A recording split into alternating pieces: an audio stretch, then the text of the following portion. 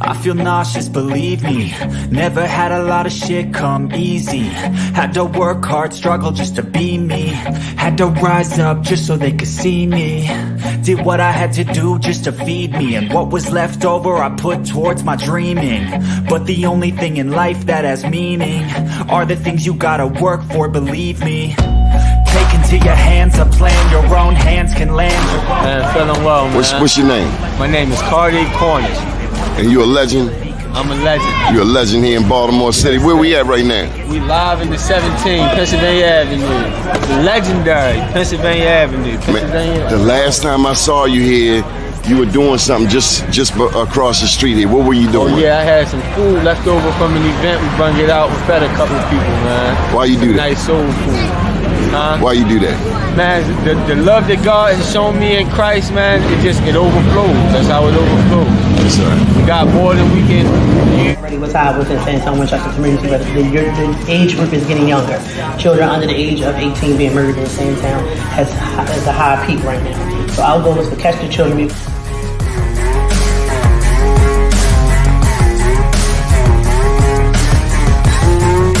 Damn. You going hard, man. You going hard on that man today. So what do you think, Mr. Mayor? You got manufacturing right here, helping our young people despite all of the challenges in the city of Baltimore, right here on North Avenue. No, it's really about the growth. Just knowing being there when they were down in Port Covington and seeing how far it's grown. Like you said earlier, like getting the Soul Bay, where we got the Soul Bay at the beginning, but now being able to, when I'm at Cannon Yards, get it, or anytime I'm down at Harbor Place to get it, and folks to not even know, but they gonna know now that like this is coming from young people in West Baltimore, right there in West Baltimore on North Avenue, where they think nothing great comes from, but they can see it with the young people. If you work for it, it's only worth it if you work for it. I won't stop till they Here on the Mighty Mississippi, down right there, French Forward Mathis. A beautiful town, just leaving Algiers, which is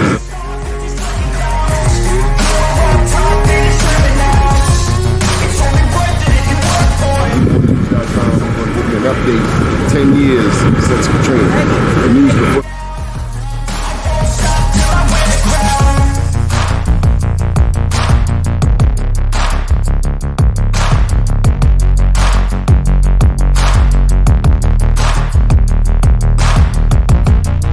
All right, y'all, this is what I came to New York for. Besides the Black Wall Street Awards, we're going in here and get some of this real good jerk chicken. Johnny Glover, out.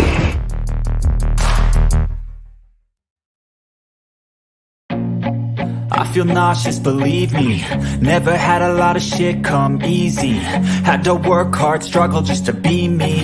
Had to rise up just so they could see me. But we need to feed our loved ones. Docs needs to rescind this package policy program so that our loved ones are able to eat every day in that filthy facility. We have some stars in the building. I feel like no one takes it. First name's Doni, last name's Glover, in it to win it for the long haul, baby. We have a special guest today. Stan, you can cut your camera on.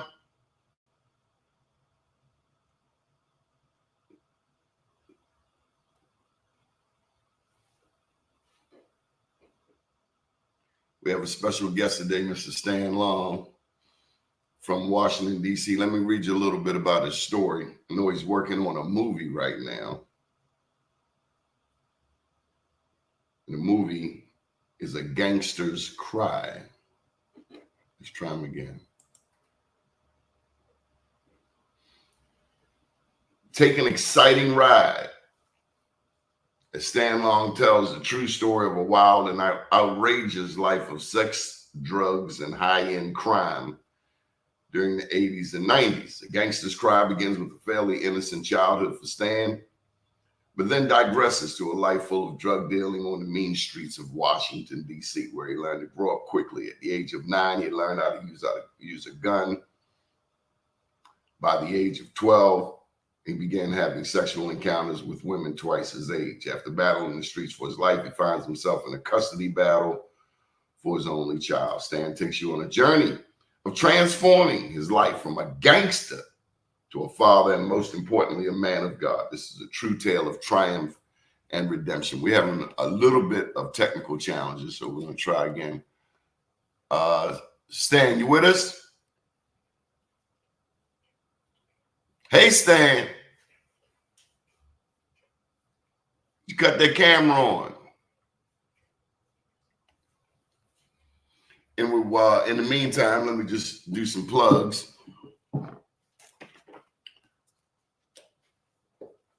Charles Robinson's always said I don't promote these enough. This is the first book, Unapologetically Black. It came out in 2015. Stan, you there? Stan? Can you hear me? I can hear you. We can't see you. Can you cut your camera on? There you go. I knew you could do it. My God, I knew you could do it. Boy, you don't know what I've been through. I know. Man, yeah. Okay, so the problem was the password was changed and I couldn't get into the YouTube account. Yeah, I understand. So it took me a minute to get the daggone password, but I'm in the building. What's good? You gave your word, and when you give your word, I know, and I'm just seeing this private chat over here. Yeah, I can see you. I was struggling. Yeah, but you're a man of your word. Oh, for sure. That's what I know about you. Oh, for sure. Stan, You can bet. Where you get the clothes at, Stan? Where you get the clothes? I'm blessed, Donnie. I'm super blessed, man. That's all I can tell you. I'm blessed. I'm blessed. I'm blessed. I'm blessed. But you got Baltimore. The story starts off in DC, but you got Baltimore roots, and you know I got to put a plug in for Baltimore. Hey, one time for B-more, I got a heck of a Baltimore root. As a matter of fact, my father is from the Baltimore side, and my mother was from the Maryland, DC side. So I kind of experienced both sides growing up. But I actually am Winchester Arms, Poplar Grove, like the real Baltimore, like Winchester, North Avenue. Yeah, I remember walking to Madame and Ma as a kid, taking bikes and riding back home. We was bad. We was terrible. And so, yeah, round the corner from Sandtown. You know what it is. I grew up around the corner from you. Yes, you did. Yes, you did. How have you been, soldier? Man, I've been great, man. I've been grinding. I've been working, Donnie. First of all, before we get started, man, I just want to say congratulations once again to you on this magnificent platform that you have, the amazing work that you put in, a hell of a journalist, just a great man. I just respect what you do, brother. So thank you for having me. Hey, Stan, you showed me love when I came to DC. You had the studio over by Howard University. You showed me the prototype. You showed me the blueprint. So all I did was took that blueprint and brought it on to Baltimore. Hey, you're doing a heck of a job, brother. So salute to you, man. Let's get it. Let's talk. Yes, sir. So the word on the street is you working on a movie. Yes. So actually, I have a movie out. It'll be out hopefully in the next 2 months. It'll be out in on a streaming platform. But this is the name of the movie. It's called Stoners. It's called Stoners, and it's a dramedy, right? It's not a comedy and it's not action. It's a dramedy, so it's in the middle. It's not one of those take a bunch of funny weed skits and throw it against the wall and try to put a movie. It's not that. It has a heck of a plot to it. It's an amazing plot. Has some great actors. Shout out to Jeff Shelley. I flew him down from Houston. My man Goofy's from DC, hell of a comedian. Paul Jerry. I got some real hitters in here, man. And it's a great movie. So we wrapped it up a few months ago, and it's now being edited and colored up and ready for the streaming platform. So that'll be out soon. But guess what, Donnie? I got something for you, brother. The moment I see you, I'm gonna bring you this. I got a bunch of t-shirts, and I got one for you, brother. You already know I got something for you, so I'm gonna make sure you get plugged in. I got the premiere coming up at the Alamo in DC, 14th of Rhode Island coming up soon. I'll give you the dates, and I want you to come over, man, and bring somebody with you or come by yourself, whatever you want to do, and just come check out this movie. You're gonna love it. We gotta put a plug in for Terry. Let's go. What does it mean to have a Terry in your life? Man, let me tell you something. So she's what we call my secret weapon, right? Terry is somebody who I can invent a lot of things, create a lot of things, but it takes people to make those things work. And Terry is the head of that. Like she's that person that would take a vision of mine and say, "Oh, this is what you're trying to do," and she'll just run with it. And so, hence spotlight over the city, a lot of other things that I get involved with. She'll grab a hold to it and she'll put her spin and try to, help make it get to where it needs to be. So she's that girl. You're a fortunate man. That they say the Bible says when you find a wife, you find a good thing. Yes, that's very true. But when they say that, Donnie, I make sure, because when they say wife, they mean a woman who has integrity and this. They don't say when you get married. They say when you find a wife. And so I just so happen to have found me a wife, somebody who actually locks in, believes in me, and wholeheartedly goes to bat for me. So yes, I am super blessed. Tell me about before you would meet a Terry. What was life like? Well, so basically I had settled in a little bit, but prior to me settling in, I was totally out in the streets and kind of being a womanizer, so to speak, because I was dealing with a lot of different sisters and on different levels. And when I met Terry, it kind of calmed that down and made me. I've kind of settled a little bit prior to that because I had a son, and that's kind of what changed my life. Shout out Seth. I have an 18-year-old. So my son, I was in a long custody battle, as you know. Fight for him still not over. It's still not a good situation, but I counted all joy. He's alive. He's well. He's in college. He's smart. He's educated. He's plays sports the whole nine. So I'm blessed to have him. But that's what made me kind of get out of the streets totally, change my mind about doing anything criminal, and just kind of get my life all the way together. So I contribute having a child to that. Yeah, man. Being a father. The father of a black son, yes, in North America in 2024. Tough. I've been seeing a lot of videos lately of sisters big up in the brothers. Yes, me too. It's so refreshing to see a sister saying the world doesn't know what the black man goes through. It's so warming to the soul. Because we've seen the negative, we've seen the toxic, we've heard it, we've lived it, we know it like the back of our hand. So to see this wave of sisters saying positive things about black men is so refreshing to the soul, Stan. What saith you?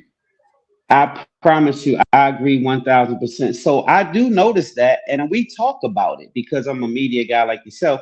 We talk about it openly with my homies, and we celebrate these sisters because it's so long coming and it's so overdue, brother. We have been pushed back so long as the head, as the man, so basically look at Father's Day versus Mother's Day, and that's how you could tell the difference in the celebratory situation. We wasn't never celebrated. And so now I think it's coming time where women are realizing that we are worthy to be celebrated. We work hard. A lot of these fathers are not abandoning their children anymore. We're coming in, we're being family men, we're locking in with the children. A lot of dads at the PTA meetings now, at the sports events. A lot of these dads are walking their daughters and sons to school. So these things have changed in our community. And I think the sisters are finally seeing that we are not as deadbeat as we have been spoken about. We are not as far removed as we have been told we are. And we're actually doing better as black men in this country. And they show a narrative that doesn't show that on TV, but outside of that narrative, we are really growing up and looking like kings out here. So yeah, I respect it. Stan, I've been a journalist for 30 years. This is my 30th year.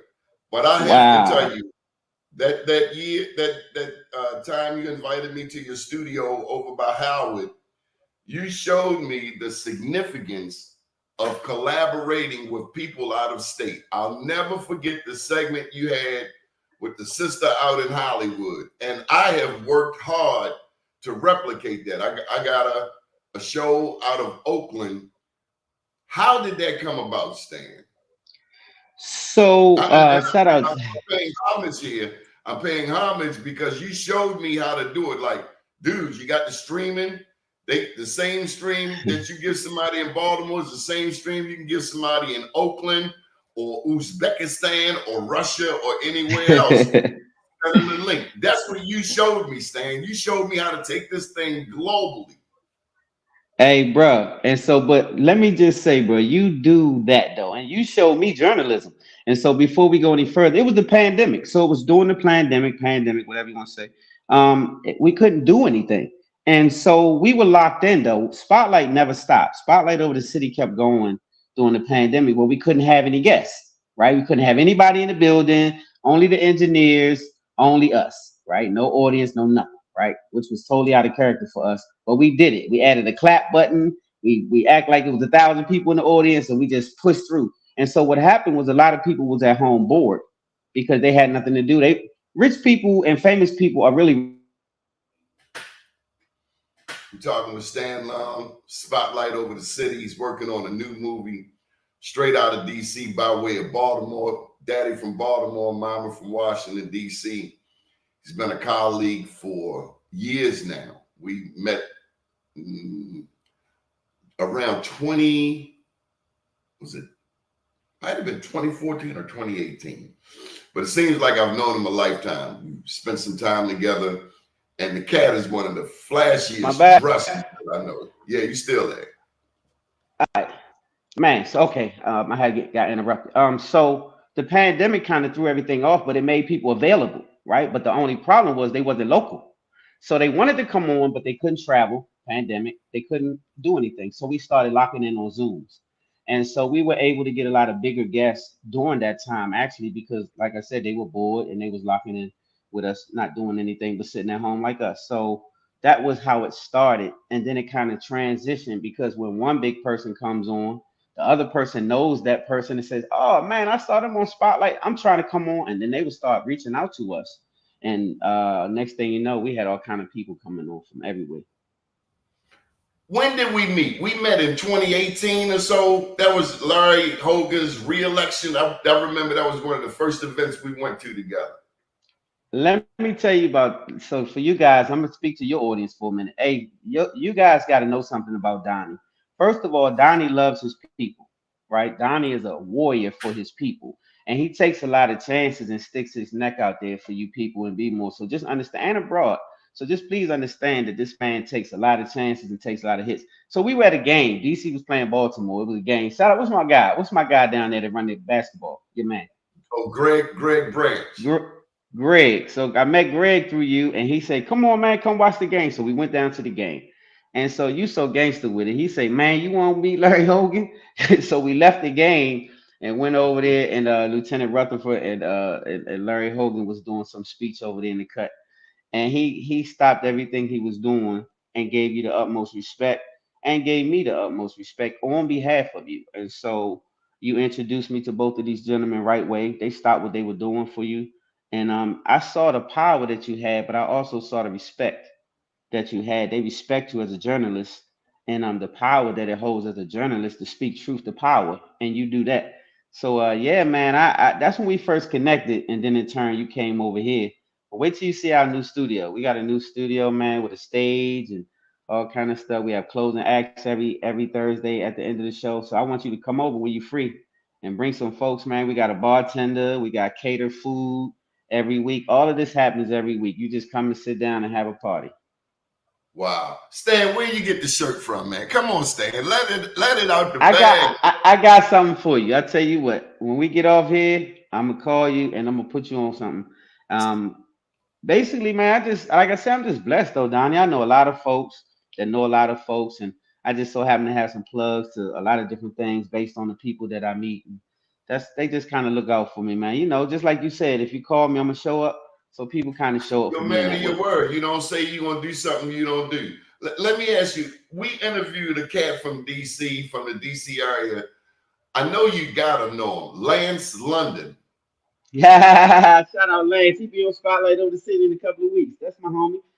Lance London a bad dude, man. So Lance London, me and him connected years ago. He's a big time MLM or multi-level marketer as well as a businessman. He owns Carolina Kitchen. It's about 1,000 of them all over the city. And he taught me a lot of things that he don't even know he taught me. I listened to him. He taught me how to go to certain bankers to get money for business and keep it black. So it was a black bank he introduced me to. And Lance is another person who will give you information if you ask, but he's been around for a long time and he's made a lot of money, but he stayed humble. And so yeah, shout out Lance, good dude. Now, this is some breaking news, and I'm trusting Michael Randolph down in Florida for this confirmation. Did you hear about shots What's that? fired in the Kamala Harris's Arizona campaign office? I have not heard that. Is this happening what, yesterday? Apparently, it just happened. I'm gonna look it up. What do you think? Oh, What do you think today. of the first two Trump assassinations? Were they staged? well, well, I'll say this. Um, it looked a little suspect with the big Band-Aid situation and the, a million miles away, tap the ear, this type of situation. So I'm not saying it can't happen, but I'm just saying that Trump is very business savvy. He's not a politician. He's a gangster and a businessman, so to speak. And so he does some gangster tactics. It's all I can say. I don't know that this is something that Trump trumped up, but I don't. That second one really does look suspect to me. It is what we call false flagging, in my opinion. But I don't know. Yeah, so this is true. There are articles all over it happened about 19 hours ago. Shots were fired into Kamala Harris's Arizona campaign office.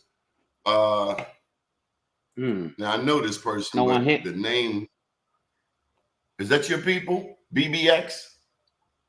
I can't see I it. know them. The name escapes me right now.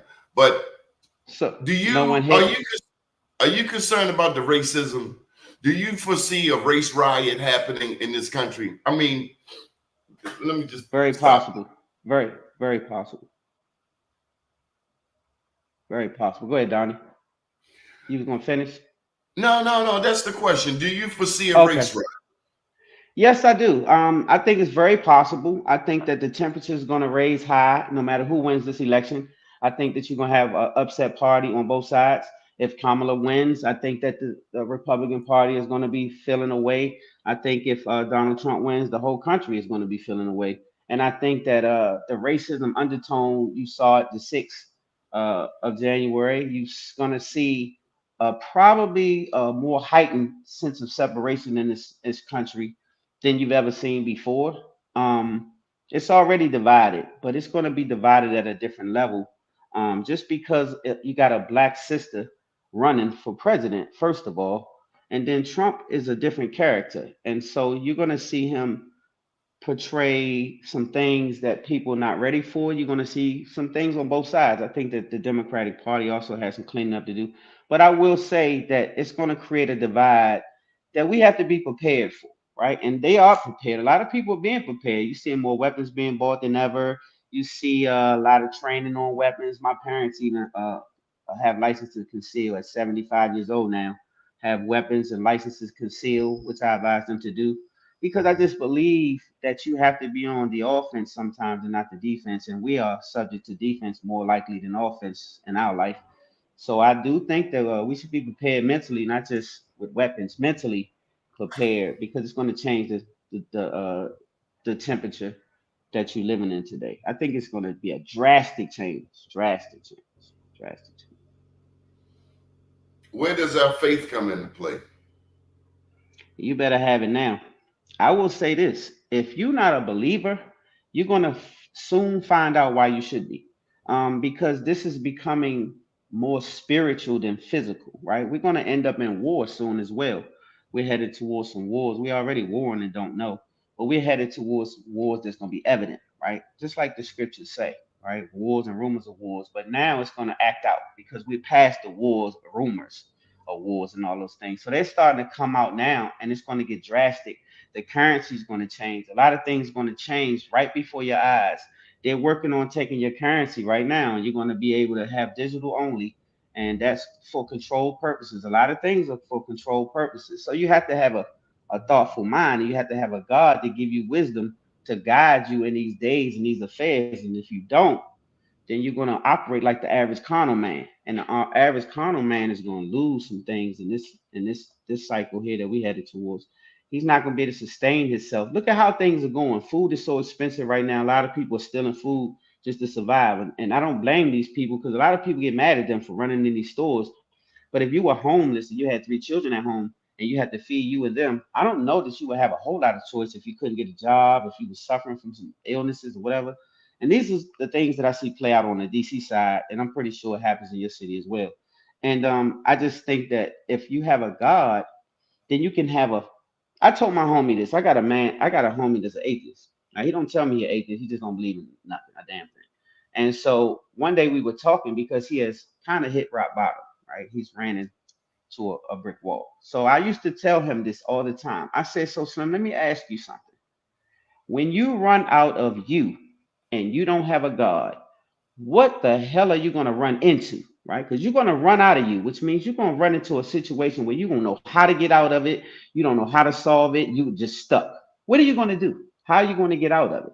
When you don't have no homies to bail you out with money, you don't have any relatives to pay your bills, and you don't have anything to suffice you. You run out of you. What you run into if you don't have a God? And so, but if you do have a God, do you have something that you can trust in? My God is within me. I'm not religious. I'm spiritual. So I don't look around and woo. I don't do that. I meditate and I speak on God from the inside because he said, let this mind of Christ that is in him be in me. And so I let it be in me and I rule like that. And so I speak with power and authority everywhere I go because of God. Power and authority everywhere I go. Wow. Stan, you like that dose of truth serum. Thank you, Don. I'm a truth seeker. I'm a truth seeker. So when they ask me about my religion, I am a Hebrew Israelite because the Hebrews are the black and brown people of the world, the 12 tribes. I also tell them they're a Judah race. If you're a Negro, you're a Judah. That's why Jesus was called the Lion of Judah. And so I teach because of that. And it's because of that, it gives me the spirit and the energy to go forward and do the things that I have to do. I don't always have the money. I don't always have none of that, but I had the faith. I had the faith. What's the difference between Baltimore and DC? Not much. That's what a lot of people don't know. I lived on both sides. Not much. It's just that we don't say to or do or hi Doug, but we have our own language. It's dog. Every time I hear no hi Doug, if you from B-more, it's Doug. It ain't no dog. It's hi Doug. And I know that because I say hi Doug. I say hi Doug when I was a kid. I understand Monique was the staple. When I heard Monique on TV, I said she from Baltimore. She got to be B-more. She from the heart of B-more because she was the epitome of B-more when I heard her speak. And so the only difference to me is the speech. And maybe the swag is a little different, maybe not. But what I will say is you guys have your own, we have our own, but it's a thorough city on both sides. You better be careful. You better be more careful when you cross that line down there and be more because you better know where you at. And the same goes for DC. So I don't kind of see it as different. I just see the culture different. You know, we have go-go, stuff like that. A couple of things I love about DC. One, you know, I love going to the White House, but that's more political, more business. I love Southeast, Ward 7, Ward 8, Benning Park. That's the home of Marion Barry. That's where he represented. I'm all things Marion Barry. You know I love Marion Barry. Mayor for life. And then also Mayor for life. If we had more mayors like Marion Barry, you know, and that's the significance of your show, of my show. We're going to tell our story. We don't need their angle, their perspective. We have our own angle. We know loyalty like we know it. We don't need their understanding of loyalty. And so when Mayor Barry went through his challenges, what I remember is that the heart of DC was behind him, just like Petey Green. When I finally watched that movie about Petey Green and I saw that 8,000 people showed up for his funeral, I was like, dog, much respect. He touched the people. He spoke their language. Yes. And so shout out Petey Green, RPP. Hey, let me tell you something. A lot of people don't know that story. I learned that story by watching the movie with Taraji Henson and him. I can't think. Talk to Me. I think that's the name of it. Talk to Me. And Petey Green was a staple in our community. I was young when that happened. But Petey Green was the heart of the city. That's how DC's built. When they rocking with you, they rocking with you. And when they not, they not. It's just that simple. And I'm just blessed to have a city that's behind me. They rock with me. And so I'm blessed for that. But Southeast in general was near and dear to my heart because that's where I played around a lot. I grew up in that area, not living there, but playing there. and a lot of my friends are from there. And I want to take the time to say shout out Trayon White. Trayon White is the closest thing to Matt Berry that we had, and so because of that, they have done an operation on him to try to get him out of office, and they set him up just like they did Matt Berry. And I said it, they set him up. They did set him up. I know they set him up. They spent money to set him up. They sent this African cat to him and set his situation up for this reason. They want to not have us in control of 7th and 8th Ward because they want to do something different with that ward. And Trayon was so Matt Berry like that he held it down to. They had to be honest. They had to be accountable with him, and they didn't like it. And he was straight from that district, and they didn't like it. They didn't like Matt Berry. They wanted to replace him so bad they took out federal funding when they locked him up. When he got back reelected, which we put him right back in office after he did his time, we put him right back there, and we'd do it again and again and again if he was alive. But they got upset with us and took the federal funding because we put him in office, and we're going to get Trayon back out there too, y'all. And we're going to show them that we can't be denied because somebody made a mistake. Okay, he set him up, but yes, he did take the bait. I will say that. But it was a total setup, just like they did Matt Berry. They just did it in a different way. And this is just another downfall of what they try to do to us when we come into some power. So I appreciate you for that accolade for Matt Berry, man, because that was a man of the people. He gave out so much to our community and fought for the summer jobs and the youth programs and all kind of things. And shout out Calvin Hawkins because he's coming up too, man. It's one of the homies that was on the show a couple of weeks ago, and he's one of the councilmen that's busting tail and putting in work over here in the city, man. So I'm not a big politician, but I'm, like I said, truth seeking, and I look to people who do things to make change, and those are some. So salute. That's going to be an interesting fight coming up. I think Aisha Brave Boy want that seat too. Yes, indeed. Now I like her too, though. I like Aisha Brave Boy. I will say, shout out to her. I know her as well. Shout out to her. She's also a great person. I won't say anything negative about her at all. I think she's great. So we'll see what happens.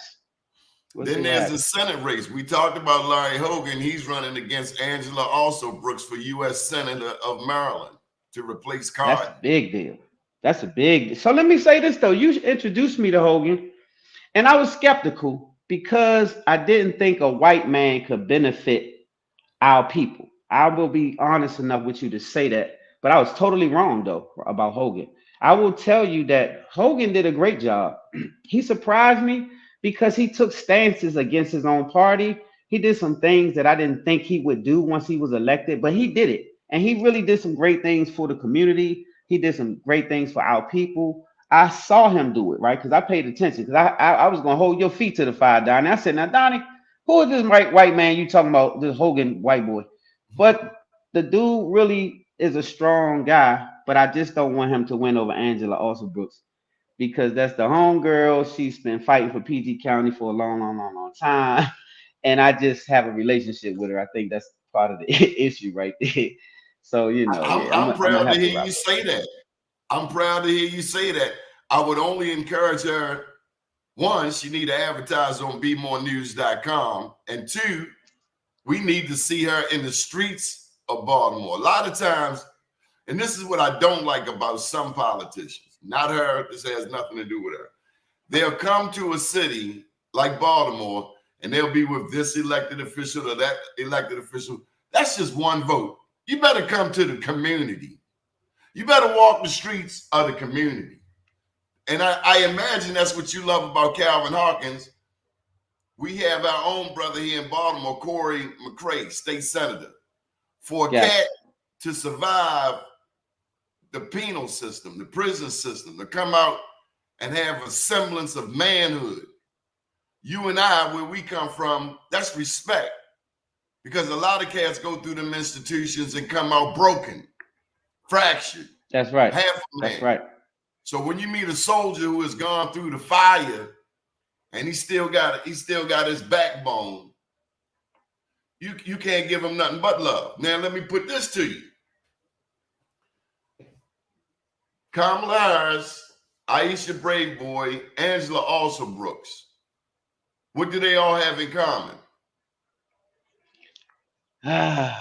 They all three of them have a history of being prosecutors. Okay, so I didn't know that. Angela I didn't know that. was state's attorney before Aisha. Aisha state's attorney out there in California. Kamala Harris was district attorney. And I say that because America represents 5% of the world's population, yet we have 25%. 1 in 4 of the incarcerated people on planet Earth are in this country. 40%, 38%, 38 to 40% look like me and you, black men.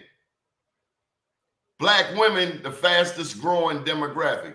Now, somebody has to do the job.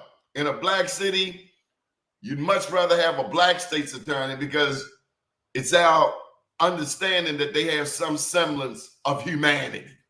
Where maybe out in Baltimore County, where they got a white state's attorney, they could care less about black people. One could assume. And that's not a blanket statement, but that's just based on good old-fashioned American racism.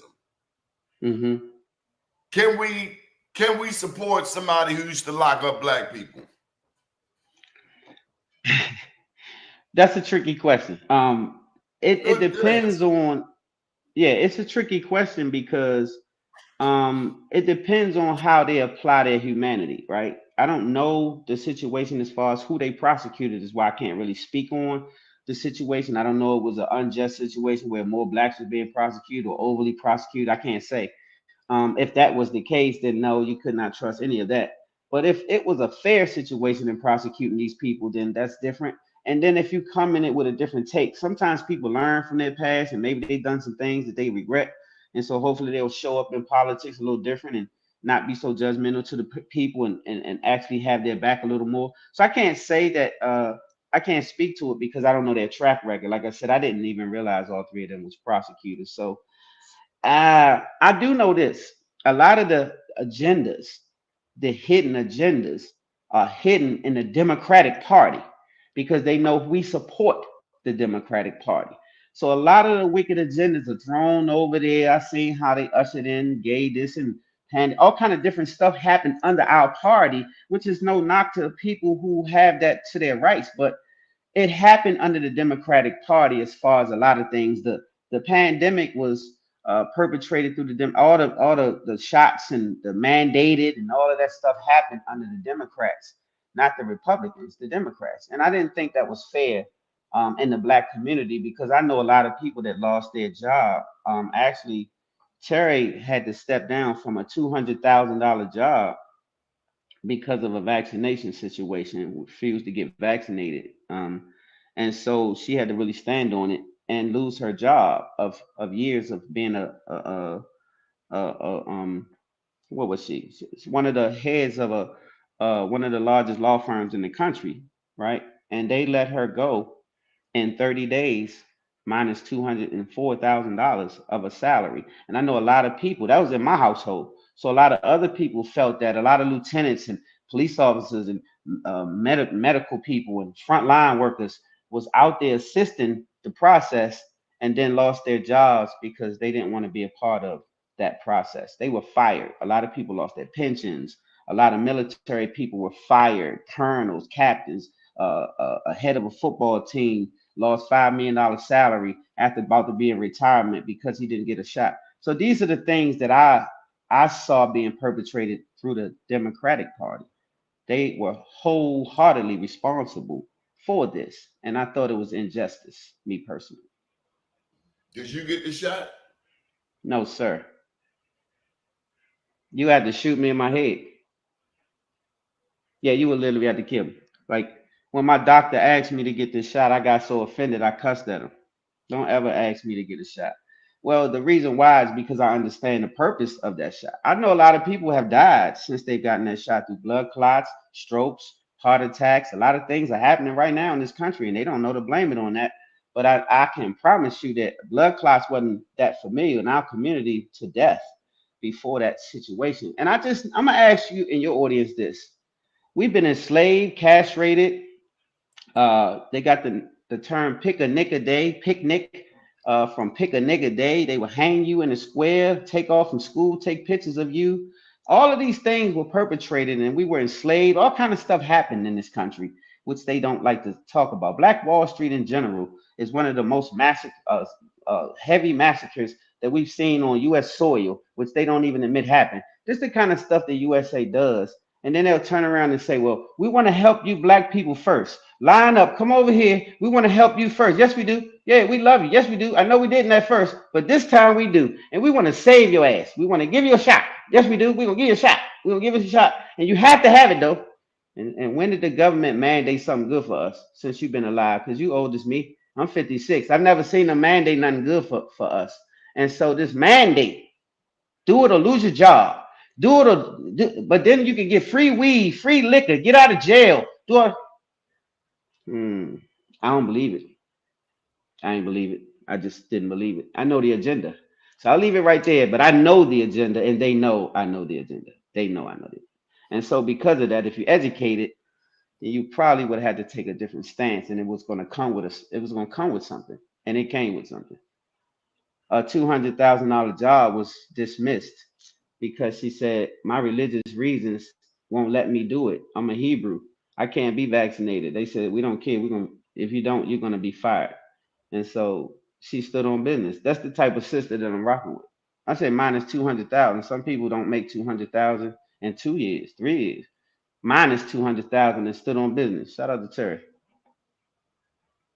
What's next for Stan Long? Man, well, I have this for you too when I see you. I don't know if you drink, Donnie, but this is my alcohol. I have my own cognac blend alcohol. It's called the Lore. It'll be in stores near you soon. It'll be online. It's a cognac and a mango blend, the best drink that you ever will have in your life. I just went to Miami. Shout out to my guy, one of the fifth black distillers in the whole country, is going to distill my liquor. I can't get too far into that, but shout out Fawn from Uncle Nearest. I'll just leave that right there. It's a big situation. I'm super blessed, Donnie. Like this just came about for me during the pandemic, and I just started bottling it, and I got the recipe, and it just became a thing in the city, and it took off. And now I'm gonna come down to B-more and drop off some bottles to you, my homie. And other than that, A Gangster's Cry is the book, you guys. A Gangster's Cry, but it's a film coming out based on my book. It's a memoir, A Gangster's Cry, on Barnes and Noble, Amazon, but it's based on my book called So Far Removed. That's the next film I'll be shooting sometime March, April. I'll be filming that movie, and it's a big budget movie. I'll say Clifton Powell, and I'll leave it right there. A few other people in it. Big budget movie, potent movie about my life. Man, it's gonna be something dope. Trey Chaney is also involved in the movie. A lot of good hitters going to be in this movie. I'm excited about it. It's the biggest project I've ever worked on in my life. So stay tuned, you guys, for the premiere of Stoners, as well as this next movie, So Far Removed, coming out. And so that's just what I got going on, Donnie. I'm just grind time, baby. I'm just grinding it out, man, because you got to have a lot of intellectual property these days. So God gave me enough wisdom to know that we're headed into a time. If you don't have control of the narrative, you're going to lose the narrative. You can't just be a worker no more. You have to be a boss now, because God has given us time to call some things out, and they'll be what you say. So you got to get out there, and you got to make some things happen. And He's giving you provision now. He's opening up some doors that you've never seen before. It's our time. It's our time. It's our time. All you have to do is speak what you seek until you see what you say. Speak what you seek until you see what you say. Speak what you seek until you see what you say. And ain't nothing can be denied to nobody out here right now, because it's our time. Get off your butt, make them dreams happen. It's the last day that you can sit on your tail and smoke your weed and watch your PlayStation and all that. That's over with. It's time to get some dreams, write them down and make them plain, and go do it. Get some vision, write it down, make it plain, and go do it. And that's what I've been doing. Stan, there's no way we can do this show and not talk about what I think is your favorite topic. What's that? The kids. Yes. Yes. You told me one time about going to a basketball court and how you engaged with the young homies and how they came up to you, how they were attracted to your light. Tell me about your work with the youth of Washington, D.C. So I'm proud of this moment. So shout out Sean Branch, shout out Eon, all of my Lawton homies that did. Sean Branch is one of the most notorious young men in this city. That's my right hand little homie.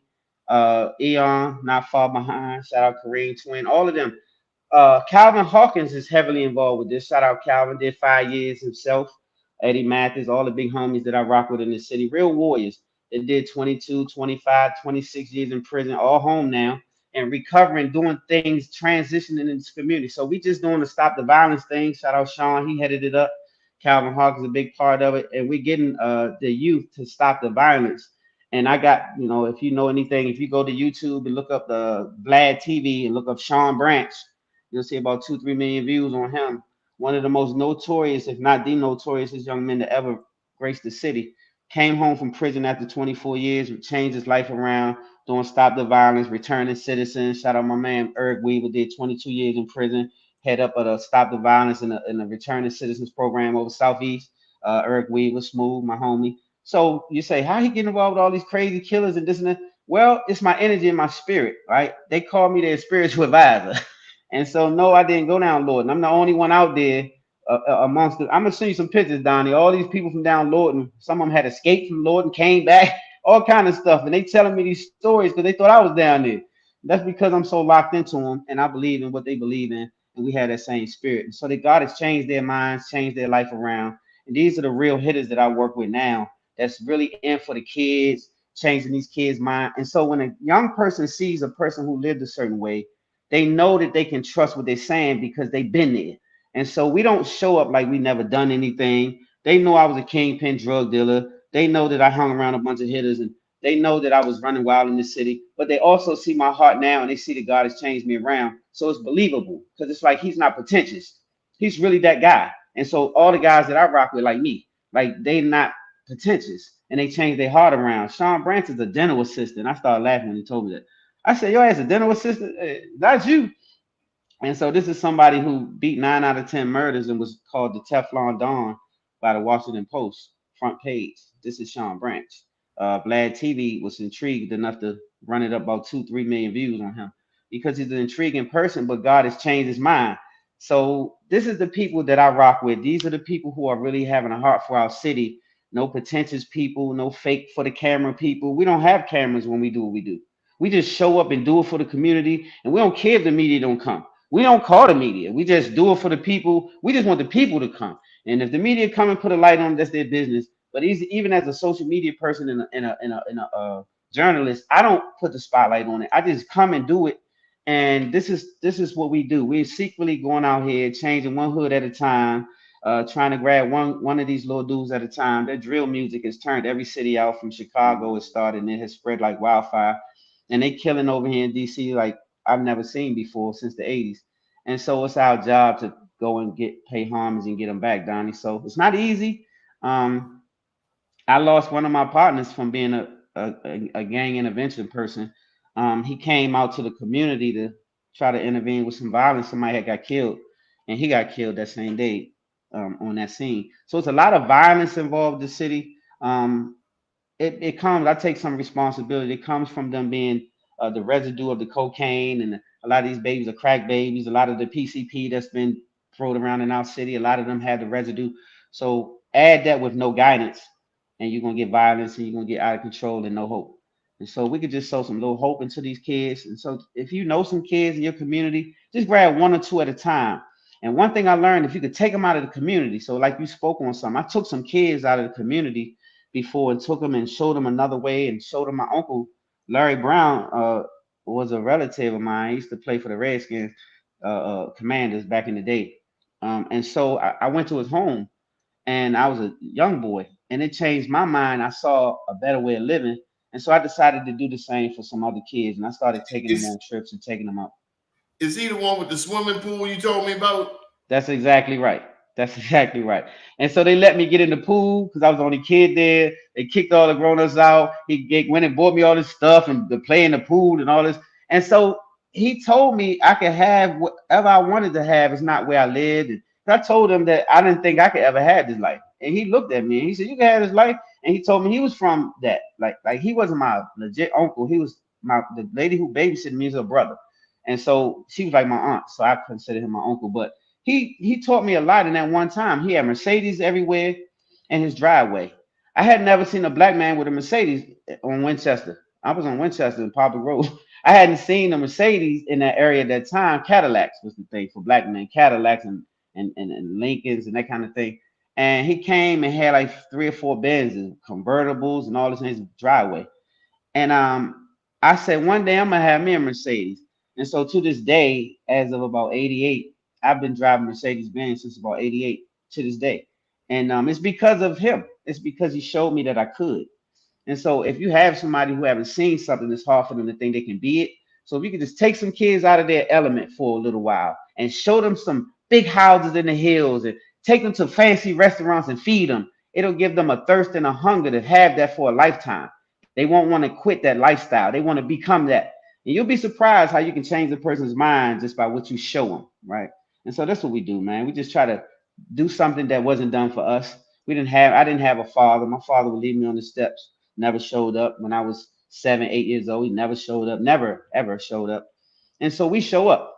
We don't just say we're going to come pull up. We just pull up and we just have things for these kids to do. I try to bring them to the show sometimes, show them what I do, show them how I don't sell dope anymore. Show them even when it get hard, you don't have to sell drugs. You don't have to get involved. You can use that same mind to build a business. So we teaching them one by one, hands on, putting our hearts and souls into it. And even our lives at risk sometimes, because sometimes you have an event and they'll shoot out the event, you'll come past and pop, pop, pop, pop, but we're going to be there anyway. We're going to stand right there in that event and we're going to make sure that we cover these little youngers. And even in my film thing, we had a situation, man, where they was going to shoot up one of my sets over on the South Side. I filmed on the South Side one day and, well, they found out it was us and it was okay. But they was going to do that because we wasn't from the neighborhood is what I'm saying. And they didn't get called on it. So they felt the need to shut it down, and then they found out it was the big homie, and they calmed that down. But that's how blessed I am. I get enough respect in this city that my name holds a lot of weight, thank God. So it keeps me out of trouble. I don't have to be like I used to be back in the day. My name is good enough that they respect me, not fear me, just respect me because I give mutual respect. And so I thank God, Donnie, just for heart, you would put that thing on them with no hesitation to owe you. But anyway, look, the old me, yeah, it's old me. Here in Baltimore, Peanut King recently was released from prison. He was a kingpin over there in DC. I remember him. I remember him. I saw that Raphael Edmonds just got released.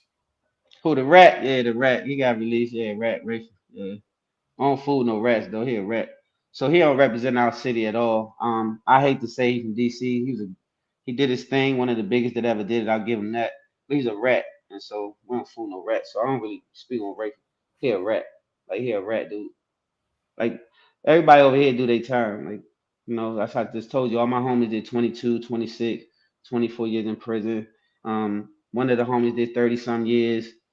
Just came home from prison, and he was around that Rafer Edmond time. Shout out Kirk Bone, did his time, came home. He was locked up, chained with Rafer. That's the homie CB. He was cuffed to him on the helicopter. That's the kind of thick guy that was 17 years old. They flashed them all up, cuffed to Rafer then. So he did his time, and everybody with him did his time. And he, respectfully, I just didn't like what he stand for. Tell me about God. With God, we're gonna end on this note. Tell me about the U-turn that God afforded you in your life. Tell me about God. Man, Donnie. We haven't even got into your sermons yet. Because quote scriptures on me. I'm like, I'm gonna keep it light. Is this a retired gangster or is this a seminary teacher? Come on with it. All right, so that's a good segue. Yes, I am a retired gangster. But I'm more proud to say that I'm a reformed gangster. And yes, a God man. I'm an actual evangelist, right? I'm a certified evangelist. I've preached in churches and all kind of things like that. I teach the word of God. I teach the word of God. I teach you who you are in that Bible that you read. Like for instance, if you're from Haiti, then you're a Haitian, you're a Levite, like Moses. You was a Levite. If you are from a Negro tribe or you a black man, you are a Judah tribe. So these are the things I teach us so we'll know who we are, then we'll know whose we are. But this is what saved my life, you guys. Like, so what happened was I was in the street real heavy as a kid. Tanya Blunt, the singer, she was signed to Bad Boy at the time. That was the homie. She was cool with me. I was dating her road manager, right? So they came to my store. I had a beauty and barber supply store in Maryland, in Peace Cross, Maryland. I was 23, something like that. I was young. So I had my first store, and she came to the store with my road manager, Tanya Blunt did. And like I said, she was signed to Bad Boy at that time. And she said she had a Bible. And I didn't know why she had it, but she bought it for me, and she had a poster for me to put on my wall in my store of her. So I put the poster up, and she had me the Bible. And she looked at me and she said, Stan, you're a good dude, but you're going to go to jail or hell because you are cutting up pretty bad and it's out of character. You really a good man at heart. And I know it because you're my friend. So she said, here's a Bible. And I think you should start reading it. It'll give you some balance, right? I started laughing. Because at the time, I thought if you believed in God, and I believed in God wholeheartedly because I was raised by my grandmother, but I just didn't believe in sitting around reading the Bible and this and that. I just thought that was for suckers, in my opinion. It wasn't no money involved. That's what I used to think when I was growing up. And I was that far removed from God. And so when she gave me the Bible, I started reading it about a month later, about 2 weeks later. I actually started reading that Bible right in my store. I had a beauty and Bible supply store. And in that same store, four gunmen came in about a month later. Now I want you to see this. About a month later, four gunmen came in with masks on, and they tried to kidnap me. They didn't just rob me; they tried to kidnap me on my 28th birthday. I was in my store. I had a young lady working for me. They put pistols to us, forced me to the back, put guns in my mouth and my head, bust my head open, try to cut my finger off, all kind of crazy stuff, torture me. I didn't give them money, so they tried to torture me. And so out of that situation, God brought me out of it. All I remember is once they was pistol with me is saying, well, let me up, I'll take you to some money. I remember saying that. And they said, get up, you coming with us. So they taking me to my van to kidnap me. And long story short, I was able to break away without incident and not being shot. And I got away. I fled on foot. And so I was 28 at that time, and I realized that because of that Bible, because I used to be mad at God, and I said I didn't have this trouble from none of these monkeys before I read this Bible, because I wasn't going for that. And so, long story short, I realized that Satan had sent them to stop my progress, so I would learn about God. So they wanted to kill me before I started reading that book. Well, because of that, I realized that I should continue to read that book, and I did.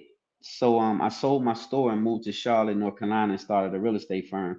And I continued to read that book, and that book became a real reality for me. It turned me different. It made me feel different about life. A light bulb clicked on my head. It felt like I had lived in a closet in the dark, and I can't express that any more than I just did because it's real. I really felt like I had been in a closet because when the light came on, wisdom started coming and pouring into me, and I started seeing things different and moving different and speaking different.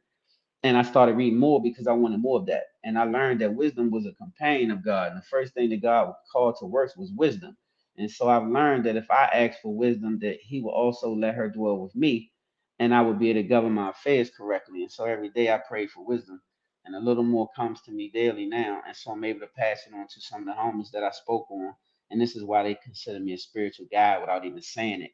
Because a Sean Branch is not going to listen to no cornball because he's not a cornball. But if I speak to Sean about God, he just gets quiet because he's soaking it in, right? Nobody ever showed him. And so it just takes you to be different enough to be bold enough, right? And so God has allowed me to live this long to change my life around because, quite frankly, all my friends are dead or in the penitentiary doing 400 months, 600 months, life plus 30. So these are individual people I know, and I can tell you that they're never coming home from prison. I hope they do, but that's the ticket that was given to most of my friends. I don't have many friends in the state. Most of my friends of the months fed. 400, 600, 800. How many can say how much time 600 months is? You don't know. 400 months. How much time is that? It's a lot. And so I ducked all of that. No snitch jacket. Stood on 10 and just was blessed. Shout out Stanley Burris, my Jew lawyer. That has been my Jew lawyer since I was 16 years old. Came in my life and I needed him and I've used him since 16 years old. But he kept me free, so did God. And so that allowed me to get balanced with God and read the Bible and other books, not just the Bible, because I said I'm spiritual, not religious. So I started reading all these books, the Book of Enoch, the Book of Jubilees, and the Aquarian Gospel of Jesus the Christ. And these are the books that'll balance you and get you right. So if you're a gangster or whatever, I just want to end it on this.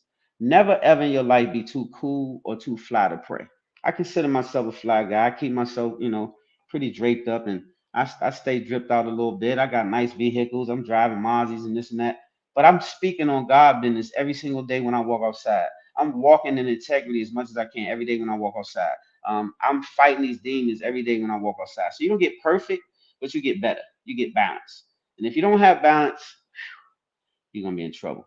So seek God, one proverb at a time. Proverbs gave you 31 proverbs. You get one for each day and repeat the 31st one if it's only 30 days and keep on going. And in 2 years' time, you'll be the baddest joker that you ever met. You will be the baddest joker that you ever met in your lifetime. Salute, homie. Salute, Donnie. Love you, brother. How can people find you online? Man, you can go to Spotlight Over the City, everything. We on Spotlight Over the City, IG, Facebook. We got over 250,000 followers on YouTube. We on Facebook for the old heads like myself. We on IG. We on TikTok. Yeah, we taking and talking all that, man. We all over there. You can follow Stan Long personally at the real Stan Long on IG. My Facebook Stan Long, all of that. You can follow me on Allure. You can get you a bottle of Allure. You can inbox me at Allure. Allure underscore cognac on IG. Allure underscore cognac. ALLURE. It's the baddest cognac you'll ever taste. It's amazing. I deliver. I can pull up on you, bring you a case or two for your function. So keep me locked in, Donnie. I'm gonna bring you a bottle down there to Be More. Let me know when you need it. I'm gonna drop it off to your door. And I love you for having me on the platform, brother. Thank you much. Appreciate you, Stan. Nothing but love, brother. All love, brother. Up to date, down tomorrow. Do your day and everything will follow. Nothing to it but to do it. I got to do it, regardless of how I feel. I am somebody.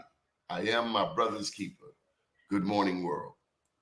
Great job, Stan. Thank you. My guy.